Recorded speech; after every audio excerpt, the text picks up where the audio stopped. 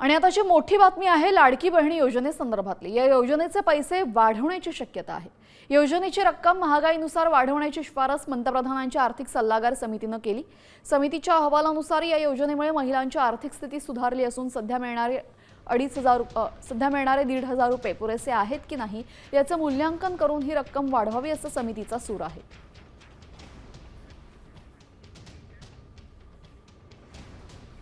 तर वाढती महागाई आणि गरजा लक्षात घेऊन योजनेच्या 1,500 रुपयांच्या रकमेचा पुनर्विचार होणार आहे।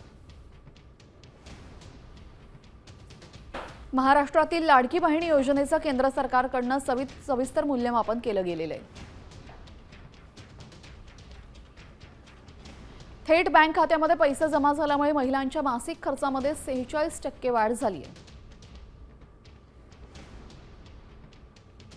पैशांचा मुख्य वापर जीवनशैली सुधारणा, वैद्यकीय उपचार आणि मुलांच्या शिक्षणासाठी महिला याचा वापर करत असल्याचं अहवालामध्ये समोर आलेलं आहे। आर्थिक वर्ष 2026 पर्यंत देशातील 12 कोटी महिलांना योजनेचा थेट लाभ मिळाला आहे।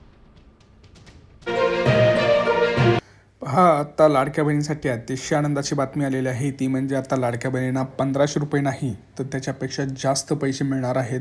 कदाचित आपल्याला 21 रुपयांचा हप्तासुद्धा आता जमा होऊ शकतोय। होय, कारण आताची ही सगळ्यात मोठी बातमी आणि अतिशय आनंदाची बातमी आपण पाहिलेली आहे। पहा, आपण आता जी न्यूज पाहिली ती खरी न्यूज आहे। पंतप्रधानांचे जे काही आर्थिक सल्लागार आहेत त्यांनी ही बातमी जी आहे ती दिलेली आहे आणि ह्यानुसार आता आपल्या ज्या लाडक्या बहिणी आहेत त्यांच्या खात्यात आता 1,500 ऐवजी 21 रुपये किंवा त्याच्यापेक्षा सुद्धा जास्त पैसे हे येऊ शकतात आणि हे पैसे 100% मिळणार आहेत। कारण आता जर आपण बघितलं तर 1,500 रुपयामध्ये आपण काहीही होत नाही लाडक्या बहिणींचं, त्याच्यामध्ये त्यांचा कुठलाही खर्च भागत नाही किंवा निघत नाही। तर सरकारच्या ह्या गोष्टी ज्या आहेत ते सगळ्या लक्षात आलेल्या आहेत। कारण महागाई एवढी शिगेला पोचलेली आहे, तुम्हाला सगळ्यांना माहिती आहे की काही घ्यायचं म्हटलं तर सरळ 500-1,000 रुपये जातात, तर 1,500 रुपयांची याच्यामध्ये काहीच किंमत उरत नाही। त्यासाठीच आता ही सगळ्यात मोठी अपडेट आपल्याला आलेली आहे आणि अतिशय खूप महत्त्वाची अपडेट आहे। त्यामुळे हा व्हिडिओ सगळ्यात जास्त व्हॉट्सअप ग्रुपला शेअर करा, फेसबुकला शेअर करा, लाडक्या बहिणींपर्यंत पोहोचला पाहिजे। सर्व लाडक्या बहिणींपर्यंत शेअर करा प्लीज। तुम्हाला जर असं वाटत असेल की आपल्या जवळच्या व्यक्तींना पैसे मिळायला पाहिजेत तर पटापट हा व्हिडिओ शेअर करा। कारण ह्याच्यामध्ये बघा, आता पैसे वाढवायचे म्हणजे सरकार काहीतरी KYCचं ऑप्शन काढणार, ही KYC करा, ती KYC करा। कारण 1,500चे 21 करायचं म्हणलं तर जवळपास 600 ते 700 रुपये किंवा 1,500चे 25 सुद्धा करू शकतात। हे कन्फर्म नाही आहे किती करणार, पण करू शकतात। काय आता तुम्ही जी न्यूज पाहिली त्यानुसार ही सगळ्या गोष्टी होणार आहेत। तर पुढच्या महिन्यातच आपल्याला कदाचित हे जे वाढीव हप्ता आहे तो सुद्धा मिळू शकतो। म्हणजे 1,500 ऐवजी 21 होतात का 25 होतात हे तर ते ठरवणारच आहेत। पण त्यांनी असं सरळ सांगितलं की आता पैसे वाढवले पाहिजेत, कारण एवढ्या पैशावरती कुठल्याही लाडक्या बहिणींचा तिथं आपण जर बघितलं तर उदरनिर्वाह होत नाही। 1,500 रुपयामध्ये त्यांचं काही होत नाही। तर मिळत आहेत ते थोडीशी आर्थिक म्हणजे सपोर्ट चांगला आहे, पण त्याच्यापेक्षा जास्त मिळणं गरजेचं आहे। 1.5-2 लाख रुपये नाही, 1,500 रुपये देऊन थांबून चालणार नाही।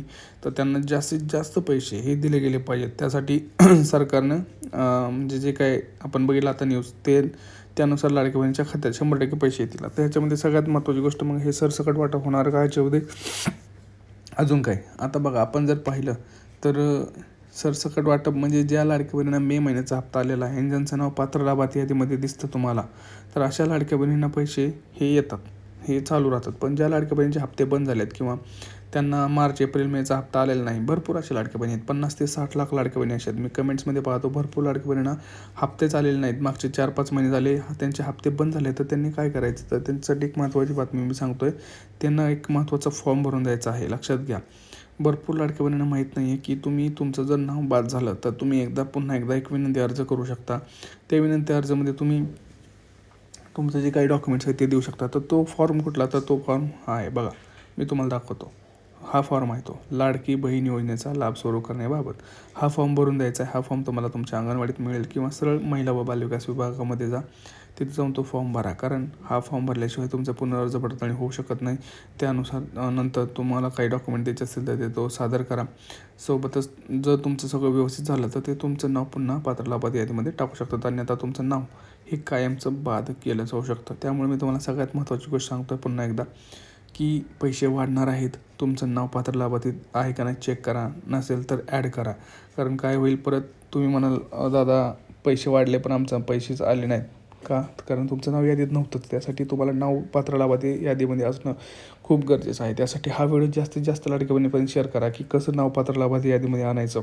तुम्हाला जो हा फॉर्म दिलेला आहे तो मी सांगितलेला आहे, तो फॉर्म भरून देणं खूप गरजेचं आहे. त्याशिवाय तुमचं पुन्हा अर्ज पडताळणी होणार नाही आणि त्याशिवाय तुमचं नाव पात्र लाभार्थीमध्ये येणार नाही. त्यामुळं हा व्हिडिओ जास्तीत जास्त शेअर करायचा आणि कमेंट्स करा. भरपूर जणांनी कमेंट्स करा, तुम्हाला किती हप्ते मिळाले आहेत, पैसे वाढले पाहिजेत का, तुमचा जिल्हा कोणता आहे, तुमची KYC झालेली आहे काय, सगळ्या गोष्टींची माहिती द्या. भेटूया पुढच्या व्हिडिओमध्ये मित्रांनो. तोपर्यंत जय महाराष्ट्र.